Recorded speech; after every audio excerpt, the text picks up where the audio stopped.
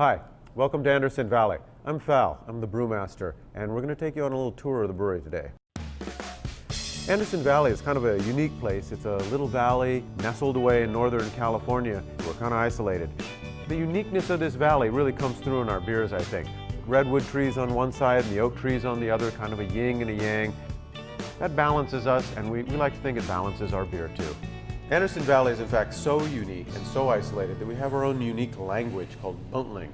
And we got with us our engineer, Rod DeWitt, and he's a Kimmy who can harp some ling or speak some Buntling. So Rod, can you tell us a little bit about Buntling? Well, there's a Hilsha Lori on the origins of Bunt.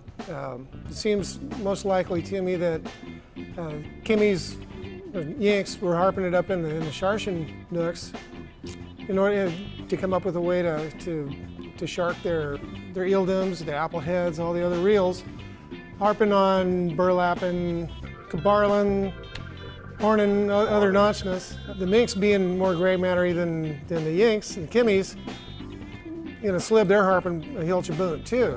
How does that relate to our beers? Well, Booners have always shied piking to another Kimmy's hob and harps.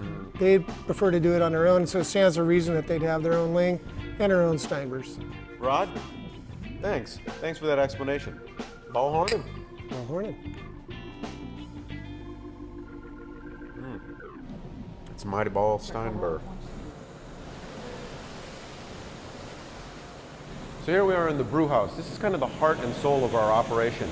And it's a 100-barrel system, all copper, something you don't see much anymore. And this is where we take the grain and we crack it open, we mix it with warm water, and create a sugary liquid called wort. When we're finished boiling in the brew house, what we'll do is we'll run the hot wort over to the hop back. And the hop back is a big tub where we put in flower hops. And that's kind of an unusual thing for a brewery of our size to still be doing. You see it sometimes in smaller breweries, but not so much in these bigger breweries.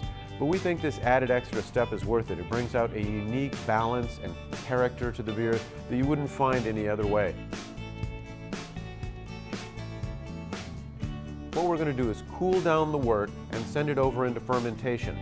And in fermentation, the yeast will eat the sugar we extracted from the grain in the brew house and produce carbon dioxide, alcohol, and flavor. And that really is a step where it goes from being wort into being beer. After fermentation, we package our beer in 12-ounce bottles, 22-ounce bottles, kegs for draft beer, and cans. These are our new cans. The cans are really great for the beer. There's no light that can get into them, there's less air in each one, and these are 100% recyclable.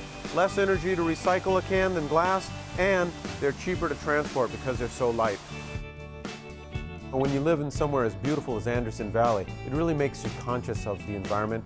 We're solar powered as well. We get about 40% of our energy from solar power. We have some windmills on the property, and we recycle all of our waste products.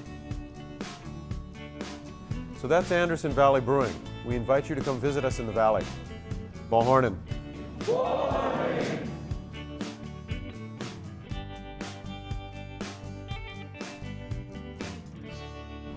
It's a mighty ball Steinber.